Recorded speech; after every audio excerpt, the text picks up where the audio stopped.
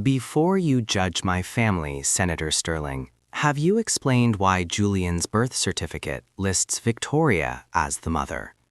The room went completely silent. Not the awkward kind of silence, but the heavy kind.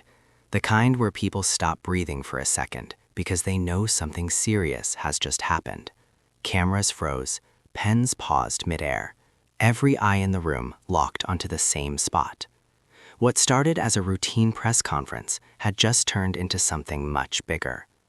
Documents would soon surface, experts would examine them carefully, and suddenly the conversation would shift away from insults and power games toward questions of truth, trust, and leadership. This wasn't just politics anymore. It was about integrity, it was about accountability, and it was about what happens when power is finally challenged. The room had been packed from the start. Reporters filled every seat, cameras lined the walls. Onlookers stood shoulder to shoulder, buzzing with anticipation. There was a strange energy in the air, like everyone could sense something explosive might happen. The tension between Senator William Sterling and Representative Elena Vance had been building for weeks. Sharp comments, subtle jobs, quiet power struggles behind closed doors. But no one expected it to erupt like this. The conference began normally. Prepared remarks, safe questions, polite nods. Then Senator Sterling stepped up to the podium. He carried himself with his usual confidence, straight posture, controlled smile, the confidence of someone used to being in charge. As he scanned the room, his eyes locked onto Elena Vance. The air shifted. There was a brief pause, the kind that makes people instinctively hold their breath. Then Sterling spoke. "You are a low-class liar with no real family values," he said, pointing directly at her. The words cut through the room like a blade.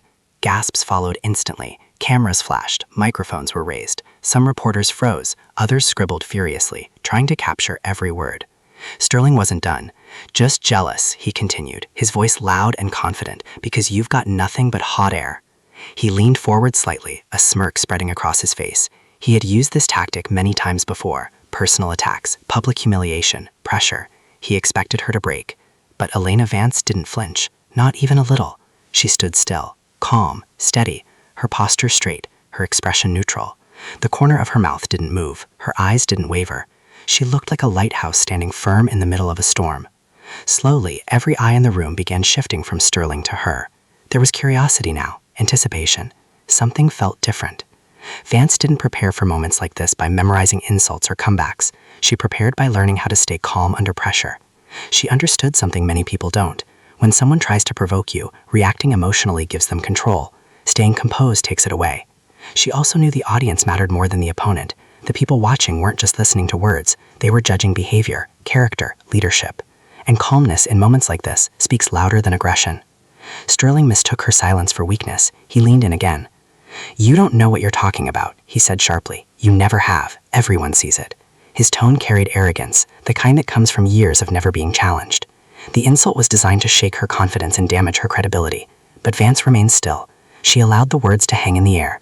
The silence stretched just long enough to make people uncomfortable. Her calm became a statement. While Sterling's aggression felt chaotic and loud, her stillness felt powerful, magnetic. People began to notice what she wasn't.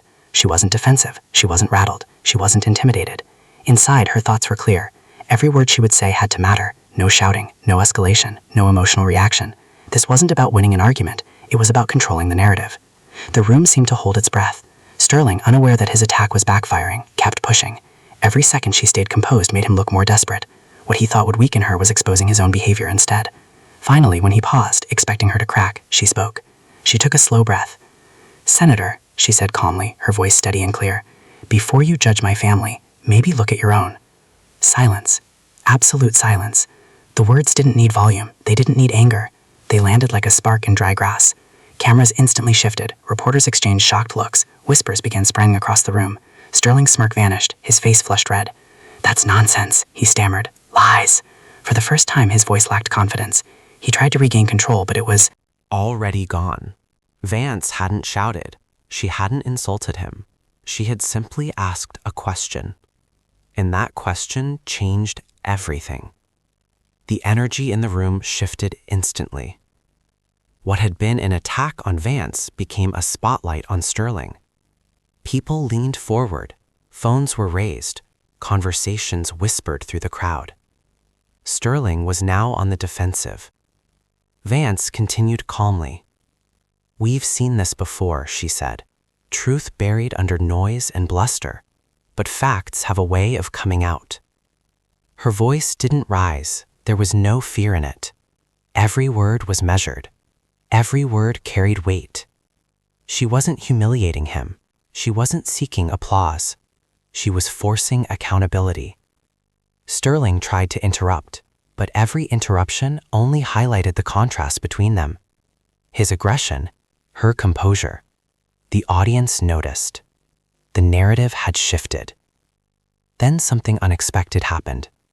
Quietly, without announcement, documents began appearing online. High-quality scans of Julian Sterling's birth records surfaced in secure channels, hidden at first, then shared, then examined. The details were precise.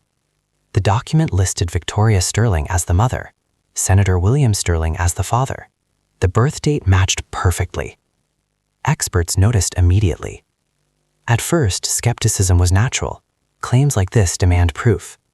But the scans were detailed, clear, authentic-looking. Paper texture, ink style, official seals. Nothing obvious suggested forgery. As the information spread, Sterling grew visibly tense. "This is a hoax," he declared quickly. "A crude forgery by my enemies. Julian is Isabella's son. End of story." But doubt had already taken root, and doubt spreads fast. Experts in document authentication stepped in. Handwriting specialists, historical record analysts, archival experts. They examined the scans carefully. Their conclusion was measured but powerful. The document itself was authentic. Paper, ink, seals, formatting, all consistent with official records from that time period. They made one thing clear. While they could not confirm personal relationships, the document was real. It could not be dismissed as fake. The room buzzed. Sterling's denials now sounded hollow. Vance didn't react. She didn't celebrate. She stayed still, letting the evidence speak. That was the strategy. To remove all doubt, Vance brought in an independent expert with a reputation for neutrality. No political ties, no bias. The expert explained the verification process step by step. No drama, no exaggeration, just facts. And the facts held. Every detail aligned. As the expert spoke, journalists leaned forward. Skeptics grew quiet. This wasn't rumor anymore. It was evidence. Sterling dismissed the findings, but each denial weakened him further. Vance had nothing. She didn't need to. When the expert finished, Vance stepped forward one last time. Her voice was calm. "I warned people years ago," she said, "that big secrets rarely stay hidden forever." The room was silent again. "Today," she added, "we see proof." She paused. This is what happens when power goes unchecked. And then, her final line. "Some families are built on love, some on lies, and some on both." The room erupted. Applause, murmurs, shock. Sterling said nothing. He couldn't. The narrative was no longer his. What happened that day wasn't just a confrontation. It was a lesson in restraint, a lesson in strategy, a lesson in leadership. Vance didn't overpower her opponent with volume. She outmatched him with preparation. She didn't react emotionally. She responded intelligently. And in doing so, she showed the world something powerful. True strength isn't loud. True power doesn't intimidate. True leadership stays calm and lets truth speak.